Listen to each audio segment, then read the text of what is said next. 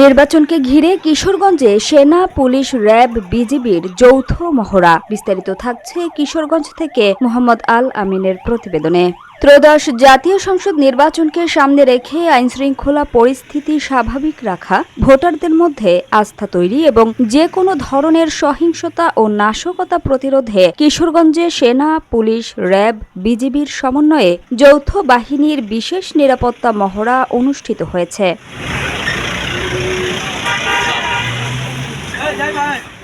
মঙ্গলবার দুপুরে জেলা শহরের ঐতিহাসিক গুরুদয়াল সরকারি কলেজ মাঠ থেকে মহড়াটি শুরু হয়। পরে যৌথ বাহিনীর সদস্যরা শহরের বটতলা, বড়পুল, জেলখানা মোড়, বিন্নাটি মোড় সহ গুরুত্বপূর্ণ ও জনবহুল সড়কগুলো প্রদক্ষিণ করেন। উপজেলা প্রশাসনের সহযোগিতায় আয়োজিত এই মহড়ায় বাংলাদেশ সেনাবাহিনী, পুলিশ, র্যাপিড অ্যাকশন ব্যাটালিয়ন ও বর্ডার গার্ড বাংলাদেশ অংশ নেয়। মহড়াকালে সশস্ত্র টহল, যানবাহন তল্লাশি এবং সন্দেহজনক ব্যক্তি ও চলাচলের ওপর কড়া নজরদারি চালানো হয়। এতে পুরো শহর জুড়ে কঠোর নিরাপত্তার বার্তা ছড়িয়ে পড়ে। সংশ্লিষ্ট কর্মকর্তারা জানান, নির্বাচনকে অবাধ, সুষ্ঠু ও শান্তিপূর্ণভাবে সম্পন্ন করতে আইনশৃঙ্খলা বাহিনী সর্বোচ্চ প্রস্তুতি গ্রহণ করেছে। ভোটাররা যেন নির্বিঘ্নে ভোট কেন্দ্রে যাতায়াত করে নির্ভয়ে ভোটাধিকার প্রয়োগ করতে পারেন, সে লক্ষ্যে মাঠ পর্যায়ে কঠোর নিরাপত্তা ব্যবস্থা গ্রহণ করা হয়েছে।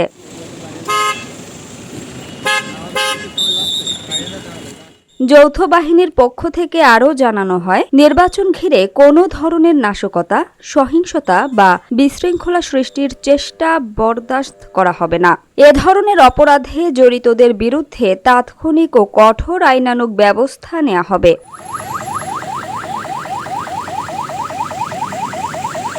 এ সময় সাধারণ জনগণকে যে কোনো সন্দেহজনক ব্যক্তি বা কার্যকলাপ নজরে এলে দ্রুত নিকটস্থ আইনশৃঙ্খলা বাহিনী বা প্রশাসনকে জানাতে আহ্বান জানানো হয়। নির্বাচন অনুষ্ঠিত হওয়ার আগের সময়সহ ভোট গ্রহণের দিন পর্যন্ত এই যৌথ নিরাপত্তা কার্যক্রম ও টহল অব্যাহত থাকবে বলে জানানো হয়েছে।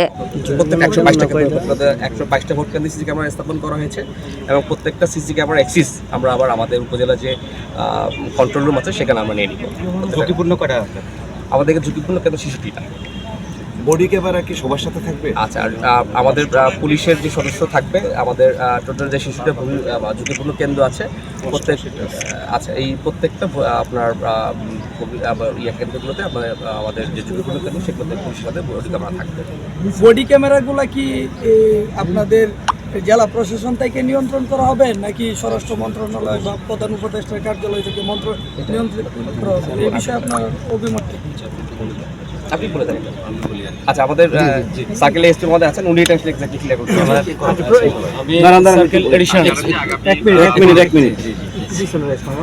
ধন্যবাদ। আমাদের সুযোগ্য সহকারী রিটার্নিং কর্মকর্তা মহোদয় ইতিমধ্যে আপনাদেরকে বলেছেন যে প্রত্যেকটা কেন্দ্রেই 122টি কেন্দ্র আছে এই সদর উপজেলাতে। আগামী 12 তারিখের যে নির্বাচন, সেখানে 122টি কেন্দ্রতেই অন্তত একটি করে সিসি ক্যামেরা তো আছেই।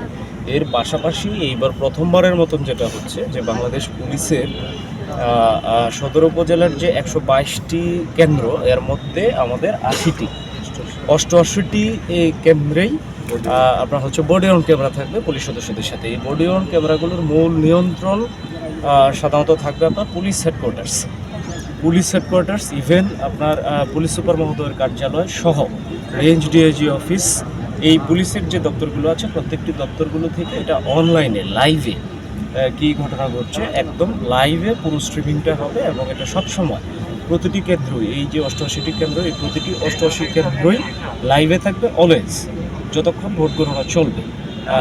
ভোট শুরু থেকে ভোট গ্রহণ শেষ হওয়া পর্যন্ত, এমনকি ফলাফল ঘোষণা পর্যন্তই এটা রিচার্জেবল, চার্জ দিয়ে আবার সেটা ইউজ করা যাবে, অ্যাক্টিভ রাখা যাবে। আচ্ছা, ঝুঁকিপূর্ণ কেন্দ্রের জন্য কি কুইক রেসপন্স টিম আলাদা উপস্থিত আছেন, সিনিয়র কর্মকর্তাগুলো উপস্থিত আছেন। এইটা যৌথ একটা কাঠামো গঠন করা হয়েছে। এটা সেনাবাহিনী, র্যাব, বিজিবি, বাংলাদেশ পুলিশ এবং আনসার, এটার সমন্বয়ে আজকে আমরা এটাও দেখলাম যে আমাদের সহকারী রিটার্নিং কর্মকর্তা মহোদয় একটা সমন্বিত আইন শৃঙ্খলার একটা গ্রুপও খুলেছেন। এখান থেকে সহকারী রিটার্নিং কর্মকর্তা মহোদয়ের নেতৃত্বে সকল আইন শৃঙ্খলা বাহিনী একত্রে একসাথে সমন্বিত একটা নিরাপত্তা সেল গঠন করা হবে এবং এটার অংশ হিসেবে আপনার কিওয়ার্ডটি বলেন, যেটা আপনারা বললেন, quick response team, crisis response team, যে কোনোভাবেই বলেন এই টিম এবং আমাদের পর্যাপ্ত মোবাইল স্ট্যান্ড বাই, স্ট্রাইকিং, কেন্দ্র নিরাপত্তা সকল বাহিনীর পক্ষ থেকে এটা আমাদের রয়েছে। ঠিক আছে।